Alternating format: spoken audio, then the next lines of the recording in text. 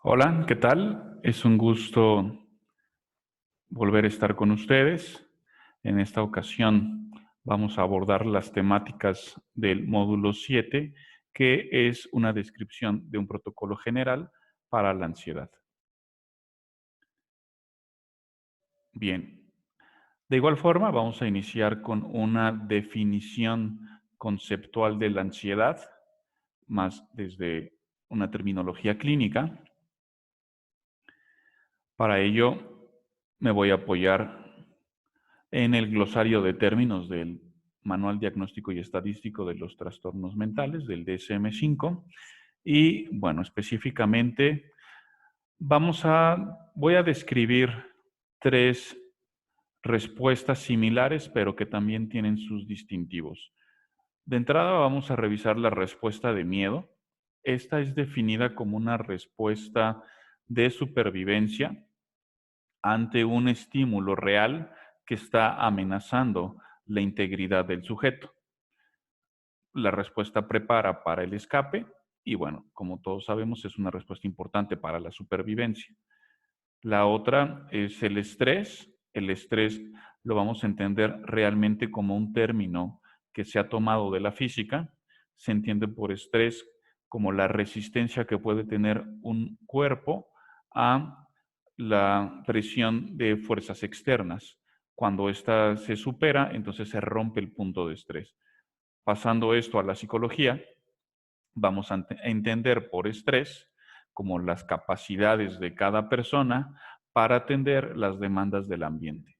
Cuando estas capacidades se sobrepasan, se puede llegar, por ejemplo, a una crisis. Y en el caso de la ansiedad, es una respuesta similar un tanto al miedo o al estrés.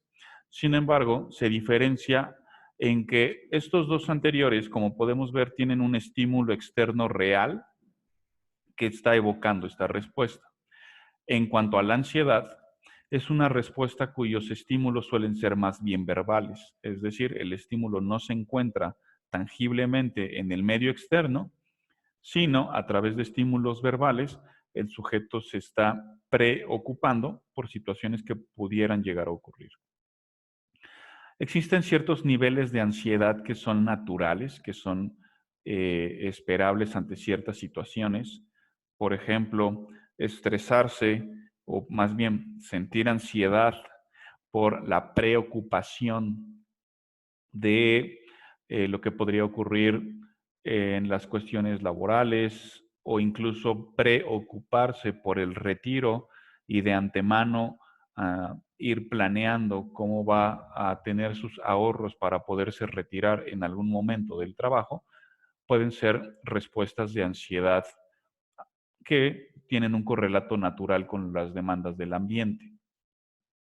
Sin embargo, cuando la situación de estrés de ansiedad empieza a afectar en otras esferas de la vida, donde ya la persona empieza a tener malestar en esferas familiares, sociales, por problemas de ansiedad, por estar preocupado, ya no vive en el momento presente, entonces es cuando empieza a haber una ansiedad clínicamente significativa. Más adelante vamos a ir viendo cómo justamente parece ser que justo el deseo de no querer sentir ansiedad es lo que puede llevar a intensificar la respuesta de la ansiedad. Existen ciertos factores de riesgo que incrementan la probabilidad de presentar estas sintomatologías. Eh, Aquí a continuación vamos a ver los patrones comportamentales que se enlistan. Por ejemplo, inhibición conductual, miedo a la evaluación negativa, impulsividad por la evitación del daño, predisposición a experimentar emociones negativas y creer que los síntomas de la ansiedad son perjudiciales. Esto los vamos a entender en este rubro de patrones comportamentales o temperamento, como también se le conoce.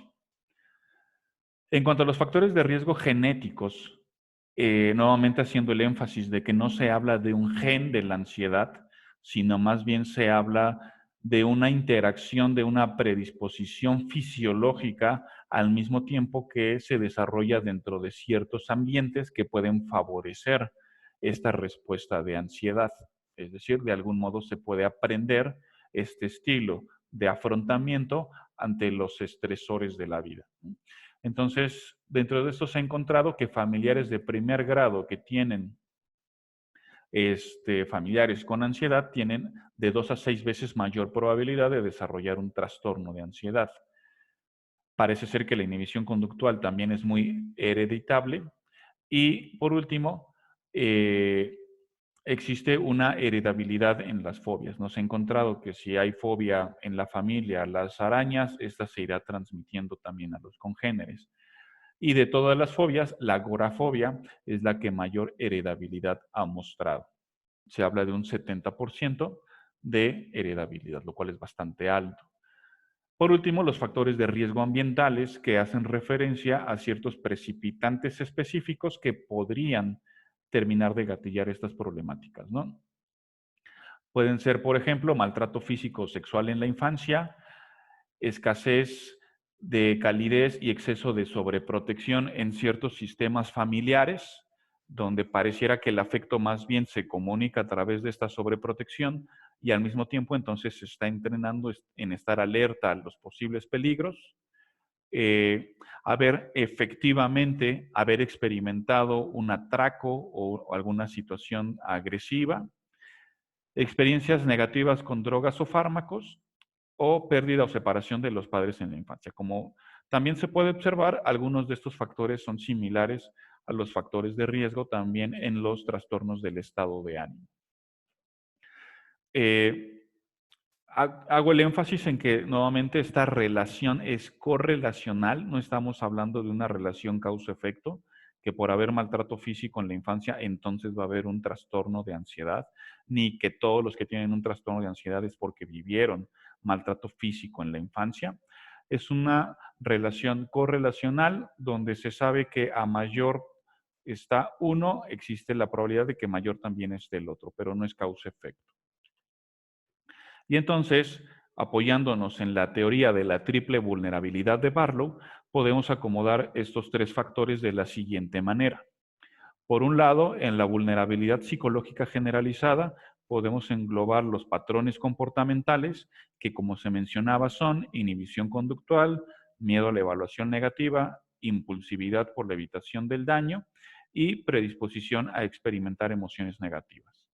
En cuanto a la vulnerabilidad biológica generalizada o la heredabilidad, podemos tomar estos factores como son los familiares de primer grado con algún trastorno de ansiedad, que la inhibición conductual parece ser heredada, la heredabilidad de las fobias y específicamente de la agorafobia. Si solo están presentes estos dos, entonces lo más común que se desarrolle sea un trastorno de ansiedad generalizada con algún trastorno depresivo. Si además de estos dos factores se agrega un tercer factor precipitante de una experiencia específica psicológica, entonces se puede desarrollar algún trastorno diferenciado específico, ¿no? Ahí podemos englobar, por ejemplo, como el maltrato físico en la infancia, la escasez de calidez y sobreprotección del sistema familiar, las experiencias de haber sido atacado o atracado, experiencias negativas con fármacos o la pérdida temprana o separación de los padres. Entonces, bueno, nos podemos apoyar en este diagrama de Barlow para poder entender cómo se formarían trastornos diferenciados específicos como fobia social o ansiedad social, fobias específicas, trastorno de ansiedad generalizada, panic attack, etc.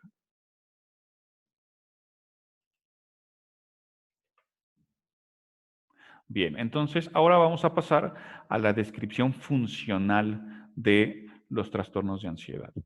Para ello nos vamos a apoyar en la teoría bifactorial de Barlow, que estipula lo siguiente.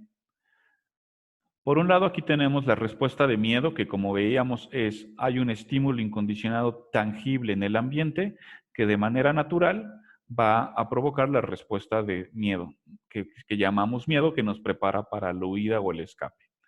En el caso del estrés, lo mismo, hay ciertas demandas del ambiente que van a provocar la respuesta natural de estrés ante estas demandas. La teoría entonces indicaría que una vez desapareciendo el estímulo que gatilla el miedo, este va a desaparecer, O también, una vez desapareciendo el estímulo que gatilla el estrés, también esta va a desaparecer.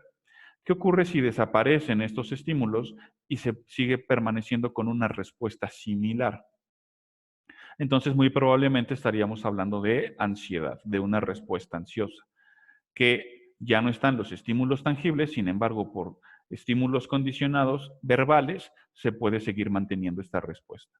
Aquí tenemos un ejemplo donde como estímulo incondicionado tenemos el ejemplo de un grito terrorífico de una mamá al ver una araña. Esta araña en un inicio era un estímulo neutro para el niño, sin embargo, al asociarla con el grito terrorífico de la mamá, el niño tiene la respuesta natural de miedo, conducta de escape y posteriormente, ante el mismo estímulo que anteriormente era neutro, va a tener la misma conducta de escape. Aquí tendríamos un esquema netamente de condicionamiento clásico. Se llama bifactorial a la teoría de Maurer porque además del esquema del condicionamiento clásico, le agrega el elemento operante de la contingencia. Es decir, el sujeto al realizar una conducta de escape, es muy probable que esta conducta se vuelva a repetir por el alivio momentáneo que puede causar estar alejado de la amenaza. Por lo tanto, se refuerza negativamente esta conducta y ante una situación similar se incrementa la probabilidad de que el niño vuelva a repetir la conducta de escape. Por lo tanto, vuelva a sentir alivio y se siga reforzando la conducta. Si lo pasamos a términos del análisis funcional, sigue manteniendo la misma lógica. Podríamos ejemplificarlo con un consultante. Pensemos en un consultante que tiene un negocio, en su empresa le va bastante bien, sin embargo la empresa también ha sufrido ciertas situaciones por la delincuencia, eh, ha sufrido atracos. El consultante por sí mismo no ha experimentado estas situaciones, sin embargo se ha enterado de lo que ha ocurrido, ¿no? De ahí entonces él tiene que enfrentar el solucionar estos problemas, enfrentar, atender estas problemáticas y empieza a experimentar ansiedad, ¿no? Principalmente la ansiedad le experimenta, lo tiene muy bien identificado cuando el reloj marca las 9 de la mañana, lo cual indica que es ineludible que se tiene que presentar en el trabajo. Entonces, cuando el reloj marca las 9 de la mañana, lo cual vamos a colocar en las variables antecedentes inmediatas, la respuesta es pensamientos de qué tal si me pasa algo en el trabajo que no puedo resolver, qué tal si nuevamente hay un robo, lo que empiezo a experimentar es ansiedad, sensaciones corporales de tensión, ruboración, aceleración del ritmo cardíaco, ganas de no ir al trabajo, ganas de eludir el trabajo, y lo que suele hacer es, por ejemplo, encontrar alguna otra actividad que pareciera importante en ese momento y que el trabajo puede esperar. Por ejemplo, irse a hacer el súper. En el momento en que está haciendo el súper, alivia momentáneamente la ansiedad. Sin embargo, en algún momento va a llegar nuevamente a tener que enfrentar la decisión de ir al trabajo. Si se vuelve a atorar en este bucle de qué tal si me pasa algo, etcétera, venga la respuesta de ansiedad y vuelva a escapar, a aplicar estrategias de afrontamiento que funcionen como escape de esta experiencia.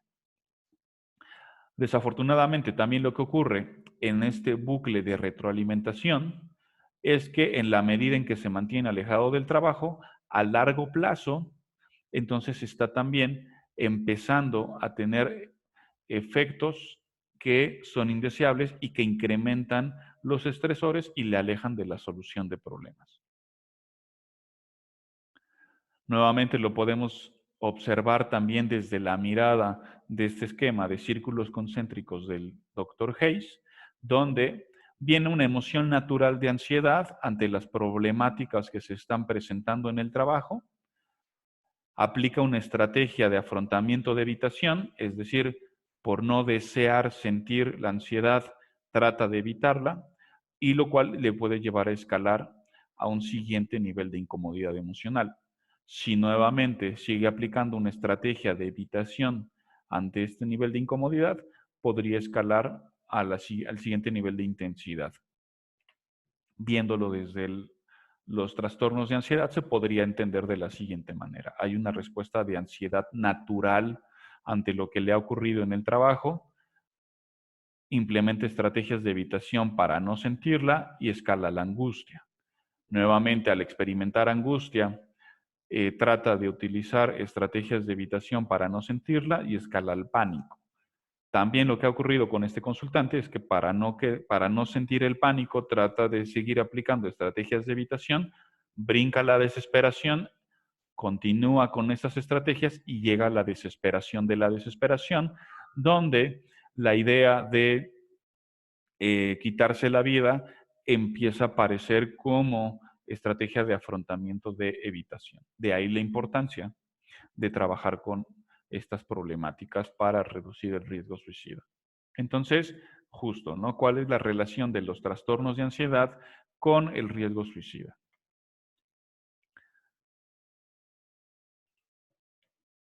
Bien, de entrada existe mucha comorbilidad entre los trastornos de ansiedad junto con la mayoría de los demás trastornos del DSM, ¿no?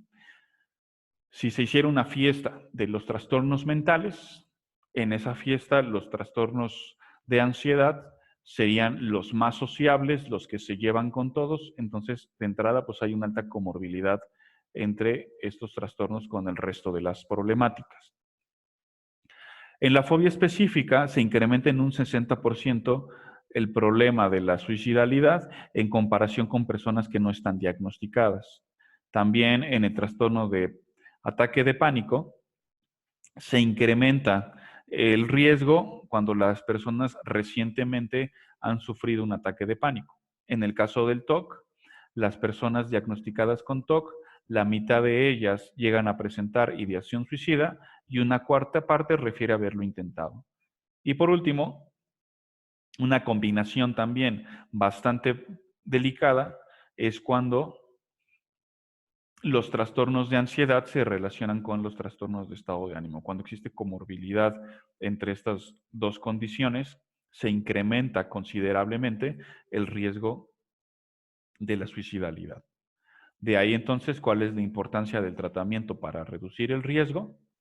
Bien, como veíamos, en la medida en que la persona se va atorando en el bucle de levitación y entonces esto va trayendo como consecuencia a largo plazo el ir empeorando la situación ansiógena, la situación de ansiedad, entonces se puede seguir retroalimentando el que se siga atorando, puesto que al inicio se deseaba evitar ciertos problemas en el trabajo y por evitarlos estos mismos problemas se han ido incrementando y entonces por permanecer en conducta de escape de evitar esos problemas que van en incremento, entonces continúa el incremento de los problemas.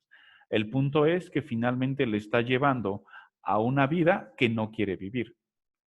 Y como se ha mencionado en el programa anterior del protocolo de depresión, justamente sabemos que las personas no es que no quieran vivir, sino no quieren vivir de esa manera. Una persona piensa en quitarse la vida cuando no está viviendo la vida que quiere vivir y viceversa. Una persona que está viviendo la vida que quiere vivir, en lo que menos piensa es en quitarse la vida. Entonces es importante tempranamente empezar a proveer de herramientas de afrontamiento a las situaciones de ansiedad para reducir el riesgo del suicidio. Así que vamos a pasar entonces a cómo sería la descripción del protocolo para el tratamiento de la ansiedad, ¿no? En cuanto a los objetivos, vamos a ver que el primer objetivo nuevamente sería entender el contexto actual y la relación que tiene el problema de la ansiedad con el riesgo suicida. Posteriormente, aterrizar este contexto en la lógica de la teoría y la lógica del tratamiento para que quede claro cómo es que se entiende y hacia dónde vamos a ir a partir de esta lógica.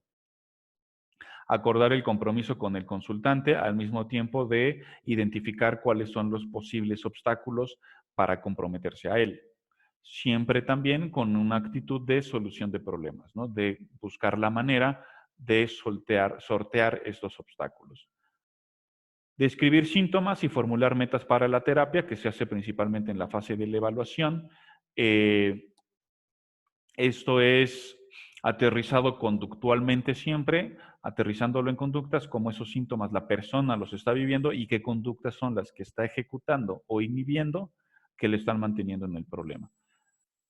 Los procesos que siempre se van a favorecer a lo largo de todo el tratamiento son la conciencia, la disposición y las acciones valoradas.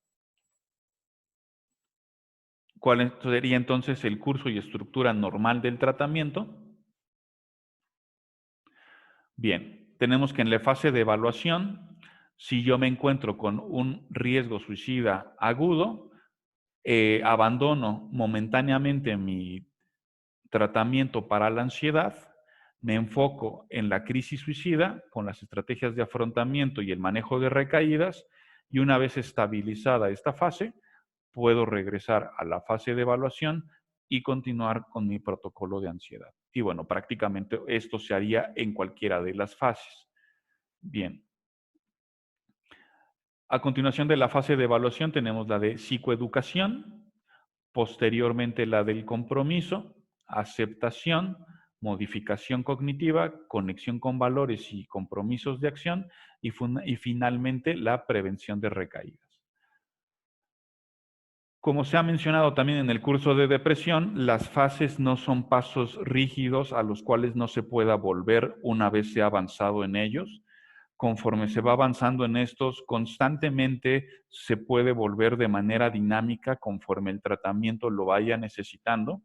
No tienen nada de malo, no hay ningún problema en que se esté realizando evaluación en la fase 5, en la fase 6, que se esté volviendo a retomar la psicoeducación, el compromiso o la aceptación en las distintas fases del tratamiento. Entonces, nuevamente, hacer el énfasis de que no son pasos rígidos, sino conforme se va avanzando en ellos, se puede ir volviendo a ellos de manera dinámica. También desde la mirada de los procesos de conciencia, disposición y acción valorada, podríamos ver de algún modo que en la fase de evaluación y psicoeducación principalmente se favorecen estos procesos. En la fase de compromiso, aceptación y modificación cognitiva, los procesos de disposición, y en la fase de cognición con valores y prevención de recaídas, los procesos de acciones valoradas. Entonces, siguiendo la misma lógica, estos procesos de conciencia, disposición y acción valorada también son muy dinámicos y también van a estar presentes a lo largo de todo el tratamiento. Es decir, ambos tienen la misma dinámica. Si yo estoy en una sesión, en una misma sesión, pueden estar implicados constantemente y dinámicamente estos procesos de conciencia, disposición y acción valorada, que van ayudando a que el consultante se acerque a la vida que quiere vivir. Bien, entonces en la fase de evaluación, los objetivos son comprender la historia del problema y su contexto actual, ¿no? Necesitamos ver cuáles han sido los intentos de solución previo y principalmente cómo le está afectando en el momento presente. Identificar el motivo de consulta y aterrizarlo conductualmente. Aterrizar conductualmente el me siento mal, es decir, qué es lo que usted hace cuando se siente mal o deja de hacer. Y describir la conceptualización de caso desde el modelo del análisis funcional, ¿no? Entender desde el análisis funcional la problemática de nuestros consultantes. ¿Qué estrategias se pueden utilizar? Entrevista, análisis funcional. Para este caso, ahora lo que sugiero es el inventario de ansiedad de Beck y la evaluación del riesgo suicida. De igual forma, ¿no? Como se comentaba anteriormente, si se identifica un riesgo de suicida agudo, de momento se mueve hacia el protocolo de suicidio y una vez que se estabilice podemos regresar a nuestro protocolo de ansiedad. Metáfora, en este caso se puede utilizar la metáfora del padre sobreprotector, donde justamente estamos hablando de La ansiedad, entonces, como la ansiedad consiste en una emoción similar al miedo, cuya función es advertirnos de los peligros, nos podemos apoyar de esta metáfora de la siguiente manera. Imaginemos que el objetivo de la ansiedad es cuidarme. Lo que ella quiere es mantenerme seguro y mantenerme protegido. Por lo tanto, me está avisando de qué peligros puede haber, así como también algunos padres lo hacen. Sin embargo, está su preocupación, que ya no solo está pasando a un nivel de protección natural, sino está empezando a tener funciones sobreprotectoras. De modo que, por querer que yo me mantenga con vida, ya no me está dejando vivir, ¿no? Entonces, de esta manera se puede empezar a psicoeducar poco a poco, a cambiar la relación con la ansiedad, de que la ansiedad no necesariamente tiene malos elementos o es malo en tu vida, tiene una función favorable. Sin embargo, lo que está ocurriendo aquí es que se está, de algún modo, vulgarmente diciendo, pasando de cucharadas, ¿no? Aquí el punto es tener una relación equilibrada, sí con el cuidado, pero al mismo tiempo que se pueda vivir. Como les comentaba, el BAI, el inventario de ansiedad de Beck, también es un inventario clinimétrico que consta de 21 ítems. Estos 21 ítems revisan la sintomatología principal de la respuesta de ansiedad de nuestro consultante. El consultante lo responde por sí mismo. Se sugiere contestarlo una vez a la semana. Lo ideal incluso sería 15 minutos antes de entrar a su sesión, responde el inventario y entonces en la sesión se revisa cómo le fue en el avance con el inventario. Y nos va a ir mostrando a través de una línea base si se está moviendo o no se están moviendo los niveles de ansiedad. Si la persona se aprende las preguntas, no pasa nada, al contrario, puede incluso ayudar a hacer conciencia de esta sintomatología y poder irla nombrando. La manera de calificarlo es en una puntuación cruda. De 0 a 5 hablaría de un nivel de ansiedad mínimo, de 6 a 15 leve, 16 a 30 moderada y 31 a 63 severa. Bueno, en la siguiente escala lo podemos ver en rangos percentiles, que bueno, nos hablaría más o menos del porcentaje de ansiedad. Y nuevamente también para conceptualizarlo desde el lente del análisis funcional, conforme el consultante nos va compartiendo las situaciones donde se va evocando la respuesta de ansiedad, lo vamos colocando en el A, donde vienen las situaciones 1, 2 y 3. Por ejemplo, veo que el reloj marca las 9 de la mañana, tengo el pensamiento, no voy a poder con los retos del trabajo, siento ansiedad y lo que hago es irme a hacer el súper. Cuando regreso a mi casa y ya acabé de hacer el súper y veo que son las 10:30 y tengo que ir al trabajo, entonces tengo el pensamiento de seguramente ahorita están con la revisión del inventario y entonces, ¿qué tal si hay una información que no encuentro? Por lo tanto, el pensamiento es no voy a poderlo resolver, siente ansiedad, esta aceleración cardíaca y lo que hace es quedarse a revisar el teléfono celular. Finalmente le notifican de Hacienda que tiene que aclarar algunos números. El pensamiento es voy a perder mi negocio. Con el pensamiento viene una emoción de ansiedad intensificada, se incrementa el ritmo cardíaco y lo que hace entonces es tratar de distraerse con alguna otra actividad. En el caso del consultante llegó al punto del panic attack, donde justamente con esta idea de que los daños, que más bien que la respuesta de ansiedad es dañina o es mala, entonces al sentir la aceleración cardíaca aparecen las ideas de eso significa que me voy a morir, eso significa que se me va a detener el corazón y bueno, la ansiedad fue escalando al punto de que el reforzador negativo llegó cuando el médico en el hospital le dice, usted no tiene nada, solo tuvo un ataque de pánico y se puede regresar a su casa. Lo que usted tiene es ansiedad. Y bueno, de ahí más o menos ha habido 5 ataques de pánico donde acabe en el hospital y hasta que el médico cardiólogo le entrega los resultados de que no hay nada absolutamente con su corazón, viene el alivio, ¿no? Entonces, así es como se puede ir aterrizando en esta perspectiva, ¿no? Las consecuencias a corto plazo son los reforzadores negativos, a largo plazo las problemáticas que se están incrementando en el trabajo y las operaciones de establecimiento pueden ir en razón, por ejemplo, de no dormir bien, por estar enfocándose en las preocupaciones del día siguiente, no sentirse tranquilo, no comer adecuadamente o, por ejemplo, en el caso del consultante, antes hacía ejercicio y ha dejado de hacerlo.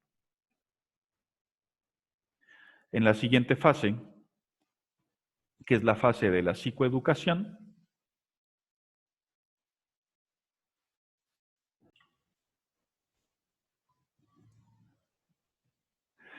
bien, entonces los objetivos de la fase de psicoeducación, que es aquí donde nos encontramos,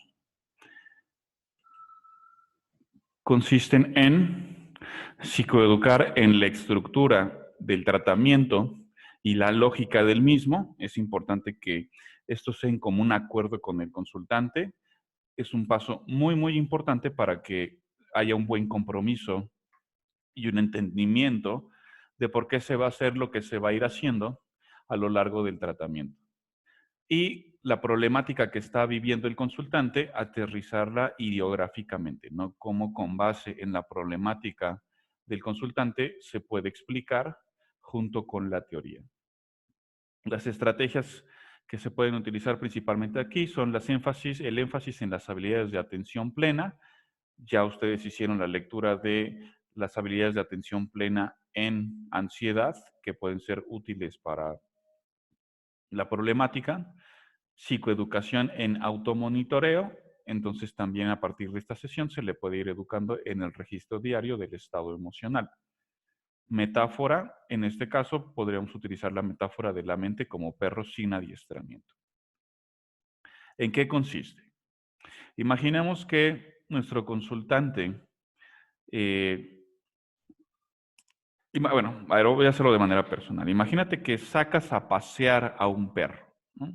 Entonces vas con la correa, vas con tu perro, y el perro es un excelente perro guardián. Sin embargo, uno, no te hace caso a ti, sino más bien él se va y te jala la correa y te lleva para a donde él quiere ir. Y justo por ser tan buen perro guardián, algo que él está haciendo entonces es estar tan pendiente de quién podría hacerte daño que él se adelanta a atacarlos. Entonces es una bronca sacar a pasear a este perro porque él es el que te está llevando la correa, te está metiendo en problemas porque está atacando a otras personas y de que te está cuidando bien, pero entonces ya no está siendo agradable el paseo. Entonces, aquí el objetivo es mostrarle que se trata, sí, de tener un perro guardián, eso es bastante bueno, sin embargo, que esté de tal manera en tu vida que te haga caso a ti, que él sepa que el que manda eres tú y que cuando tú lo ordenes, entonces va a ser su función de defensa. Mientras esto no sea necesario, pueden pasear juntos tranquilamente. ¿Vale? Bueno, entonces a partir también ya de esta sesión se puede iniciar con la práctica constante del automonitoreo, tanto a través del BAI como a través del registro del estado emocional, la práctica de mindfulness en ansiedad y los compromisos que se vayan acordando a lo largo de la sesión, ¿vale? Entonces ya empiezan a sumarse estas actividades. Se puede apoyar justamente en este modelo para psicoeducar a nuestro consultante en la problemática, ¿no? Le explicamos a través de este modelo cómo es que él se está atorando en este bucle de evitación-escape que a largo plazo le está causando mayores problemas en su calidad de vida. Como mencionábamos anteriormente, el riesgo de suicidio incrementa en la medida en que la persona no está viviendo la vida que quiere vivir.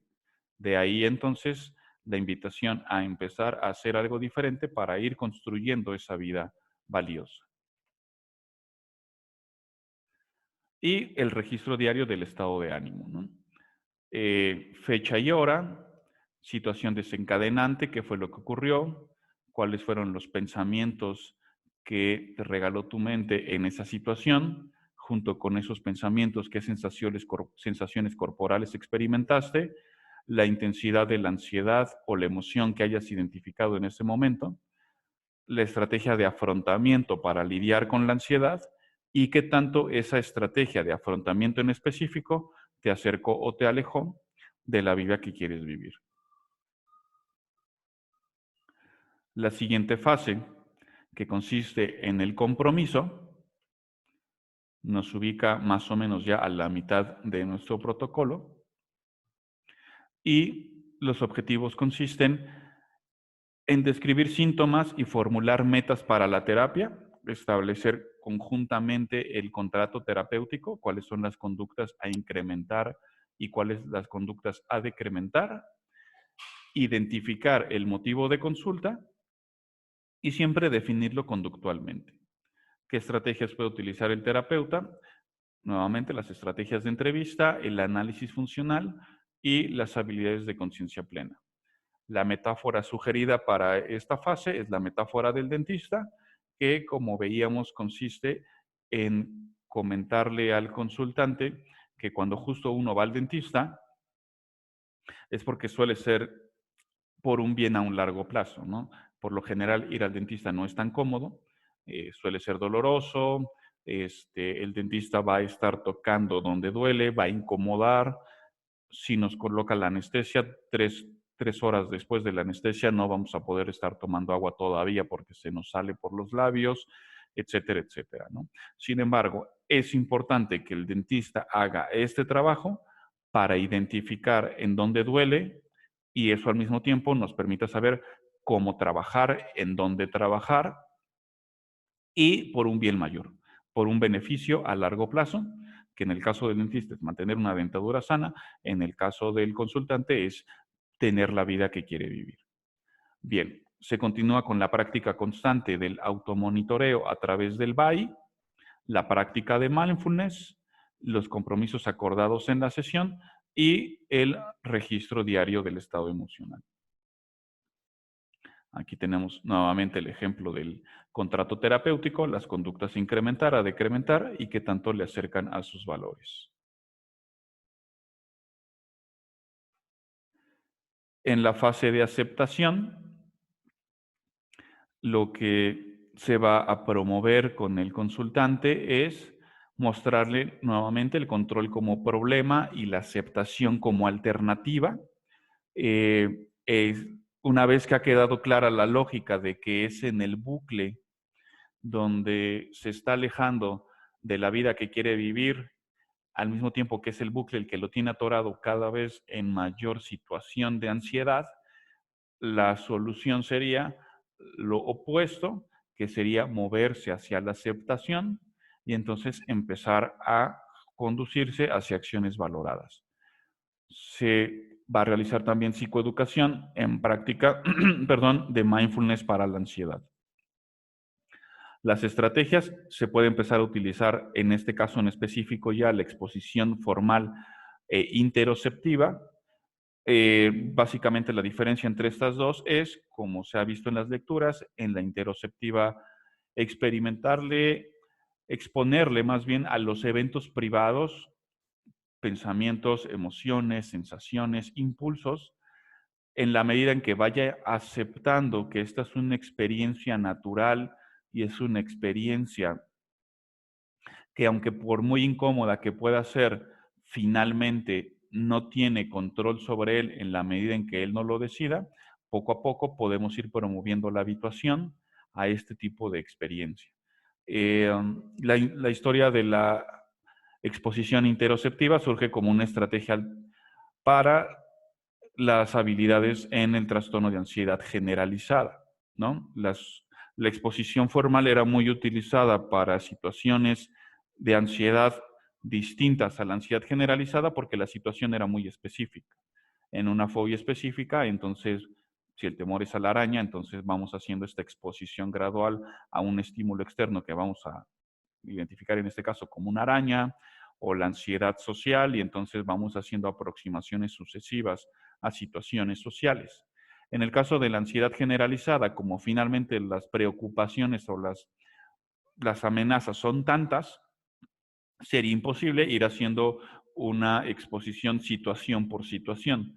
Entonces, aparece ahí como alternativa la exposición interoceptiva, que más bien sería habituar a convivir con la respuesta de ansiedad propia, sensaciones fisiológicas, pensamientos, emociones, y con base a esta exposición, entonces ir modificando la acción hacia el exterior. Se sugieren también en esta fase, además de estas dos exposiciones, el énfasis en las habilidades de manejo emocional, metáforas, ejercicios experienciales. Los ejercicios experienciales finalmente van muy de la mano con la exposición formal e interoceptiva, ya que son experimentos que se pueden ir haciendo en la misma sesión, de modo que se vaya experimentando y exponiendo a esta incomodidad. Eh, Igual como se ha especificado en las lecturas, esta exposición tiene que ser gradual, es poco a poco, conjuntamente acordado con el consultante, y de ahí se va realizando esta exposición.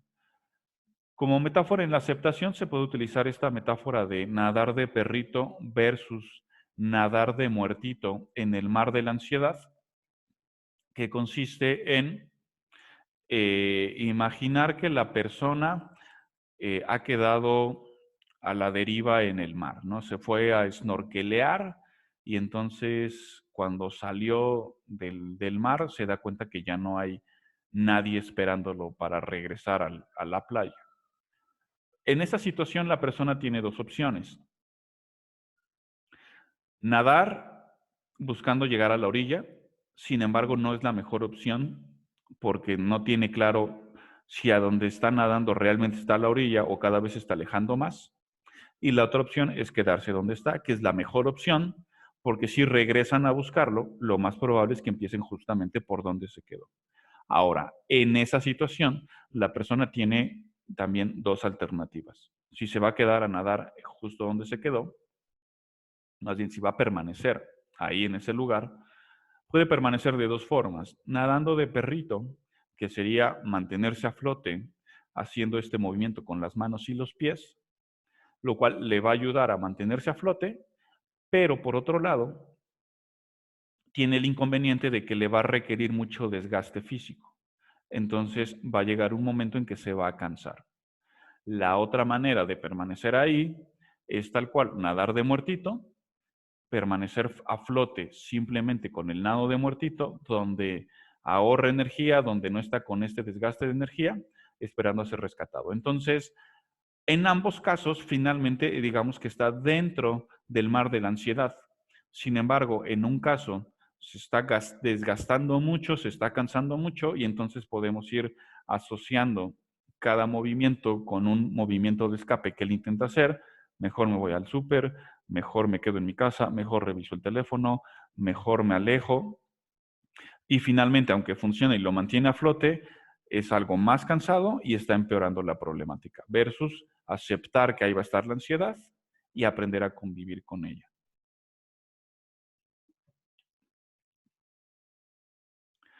En la siguiente fase, que es modificación cognitiva, cabe mencionar que en esta fase no se trata de cambiar el contenido de los pensamientos.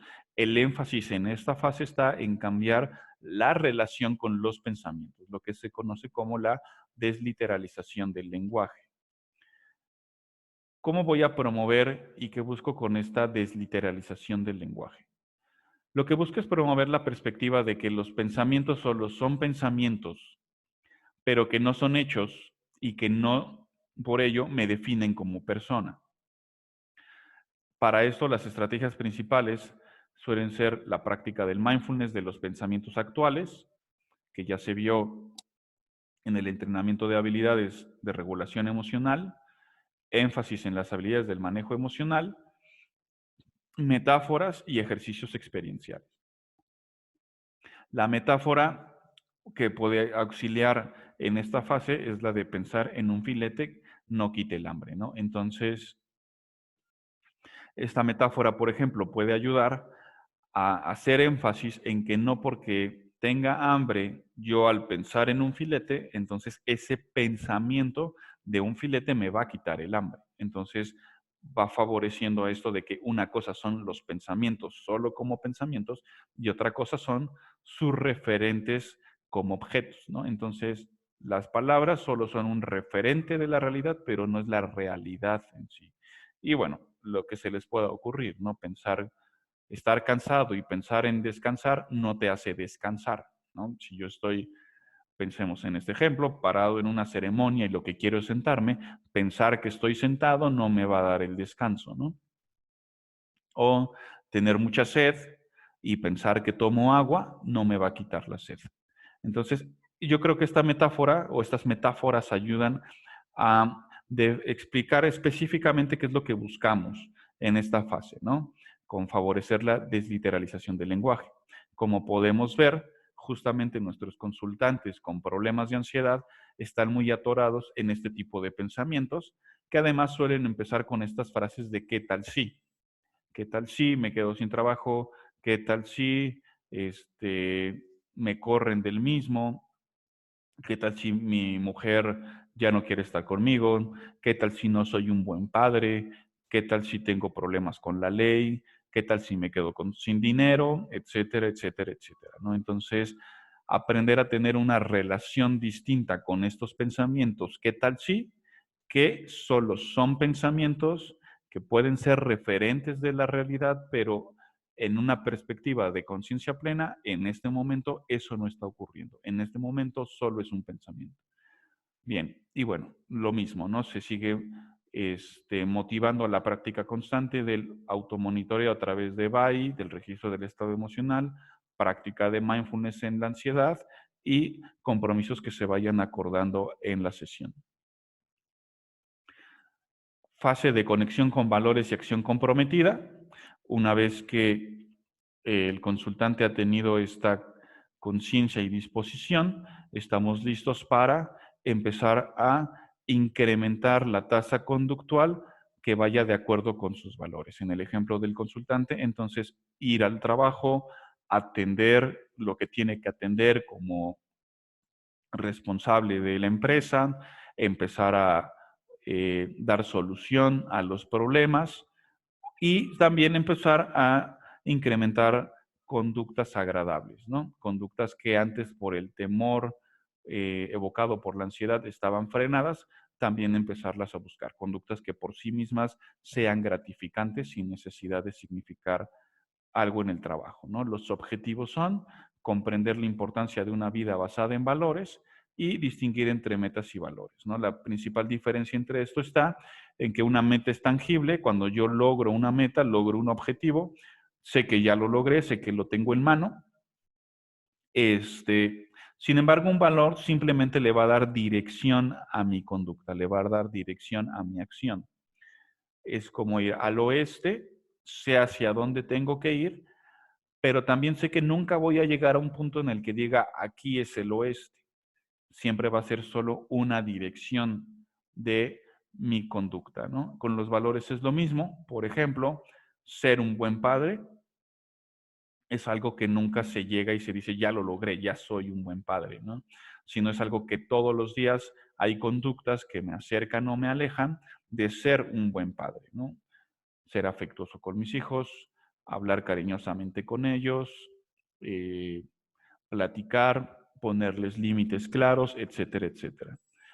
Y bueno, las metas ayudan a esas conductas valoradas, ¿no? Son puentes o son intermediarios en dirección a los valores.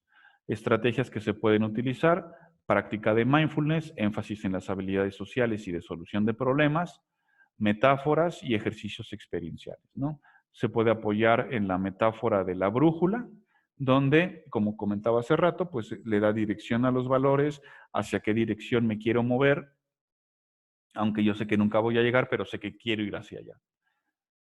Se continúa con la práctica constante del automonitoreo a través del registro, el BAI, práctica de mindfulness y lo que se vayan acordando en las sesiones. ¿Cuál sería nuestro plan de prevención de recaídas? Bien, el objetivo, nuevamente aquí, es practicar la compasión y la validación al mismo tiempo que practicar la autocompasión y la autovalidación. En muchas ocasiones solemos ser más fácilmente compasivos con los demás que con nosotros mismos y también distinguir del yo como un contexto del yo como un concepto. Esto hace referencia a que el sujeto aprenda que los pensamientos, emociones, sensaciones, impulsos son experiencias que irán fluyendo a través de él, pero que no lo definen. Como metáfora se puede utilizar el cielo y las nubes. El cielo puede tener muchas nubes, pocas nubes, grandes, pequeñas, blancas o grises. Sin embargo, independientemente de que haya más o menos nubes, el cielo en esencia sigue siendo el mismo. Entonces, en este caso, el consultante también en esencia seguirá siendo la misma persona, aunque le visiten distintos pensamientos, emociones, sensaciones o impulsos. La metáfora que se puede utilizar es la metáfora de motivar a un niño a seguir intentando aprender a andar en bici, o por ejemplo, también algo que se me ocurre podría ser la metáfora de enseñarle a un niño a hacer cuentas matemáticas, ¿no? Recuerdo en mi experiencia personal lo complicado que fue las cuentas con quebrados. Entonces, cómo motivar a un niño que está aprendiendo a hacer cuentas con quebrados para que lo siga intentando, ¿no? Entonces, si se anima a intentarlo, el decirle muy bien, ya lo intentaste una vez, es normal que no te salga, a la primera es complicado que llegue a salir, entonces si lo sigues intentando, eso sí, es muy probable que ya te empiece a salir, etcétera, etcétera, seguirlo intentando. De modo que cuando el consultante se note a sí mismo experimentando nuevamente la sintomatología de ansiedad y tal vez cayendo en la trampa del bucle, no se castigue a sí mismo con pensamientos punitivos de nunca voy a salir, nunca lo voy a lograr, sino se tenga un autodiscurso compasivo de, bueno, es algo que me había estado ocurriendo durante mucho tiempo y estoy empezando a intentar algo diferente. Sé que si persevero voy a volver a estar como lo había logrado antes. Sé que esto es cuestión de práctica, etcétera, etcétera. Ese sería el tipo de discurso que buscamos con nuestro consultante. Para el plan de recaídas podemos apoyarnos igual en el modelo de Martel y colaboradores, donde si se está empezando a atorar en el bucle o está frente a él la Y de decidir me voy por el bucle o me voy por una acción valorada, preguntarse a sí mismo, ¿actúa la conducta como escape de la ansiedad? ¿Es compatible con mis objetivos a largo plazo? Entonces, una vez que la persona se responde esta pregunta, elegir una acción congruente con sus valores. Son las 9 de la mañana y está frente a mí la Y de me voy al trabajo o me voy al súper. ¿Qué conducta actúa como escape y qué conducta es congruente con mis valores, ¿no? Siguiente paso, elige una acción congruente con tus valores. Siguiente paso, pone en práctica la acción elegida. Inténtalo una y otra vez y ve integrando más conductas a tu repertorio y ve observando los resultados, ¿no? ¿Qué tanto te está acercando a la vida que quieres vivir? Y bueno, aquí tendríamos el mapa general de todas las habilidades que acabamos de revisar, este, las estrategias que se pueden ir utilizando en las distintas fases, entrevista, análisis funcional, BAI, automonitoreo, la evaluación del riesgo suicida, psicoeducación, etcétera, etcétera. Como les comentaba, en estas fases se suele favorecer principalmente la conciencia, en estas la disposición y en estas las acciones valoradas, al mismo tiempo que en una misma sesión estos procesos y estas fases constantemente de manera dinámica suelen estar presentes. ¿Cómo suele ser la estructura de la sesión? Bien, igual se inicia con un ejercicio de mindfulness. Dentro de la retroalimentación del mismo ejercicio de mindfulness se puede empezar la práctica del análisis funcional. Partimos de la premisa de que es un modelo conductual. Entonces, finalmente, las conductas que ocurren dentro de la sesión también es probable que estén ocurriendo en la vida cotidiana. Entonces, si hay esta transición de conductas en la vida cotidiana a la terapia y viceversa, lo que ocurre en la sesión es material bastante útil e importante para el entrenamiento de habilidades de afrontamiento para la ansiedad. Bien, entonces, como comentaba, el mismo análisis funcional nos puede ya arrojar cuáles son los comportamientos a ir revisando en la sesión. Se revisa en congruencia con el análisis funcional, el BAI, los compromisos de la sesión anterior y el registro del estado emocional. Puede seguir perfectamente conectado y congruentemente con el análisis. De ahí, tal cual, la práctica del análisis funcional y el entrenamiento en habilidades. Y nuevamente, todo de manera lógica me va a indicar entonces cuáles van a ser los compromisos de práctica para la próxima sesión. Es decir, se van a acordar ciertas actividades, ciertos repertorios conductuales a practicar como afrontamiento de la ansiedad que han resultado de manera lógica conforme fue avanzando la sesión, ¿no? Tal vez sea necesario practicar más acción opuesta, sea necesario practicar más las habilidades de tolerancia al malestar, las habilidades de conciencia plena, vas a observar más a tu ansiedad en esta semana, etcétera, etcétera. Y por último, se pide la retroalimentación del consultante. Una conclusión en el sentido, no del resumen de la sesión, sino en el sentido de específicamente qué de las habilidades de la entrenadas o practicadas en la sesión le van a ser útiles para implementarlas en su vida cotidiana.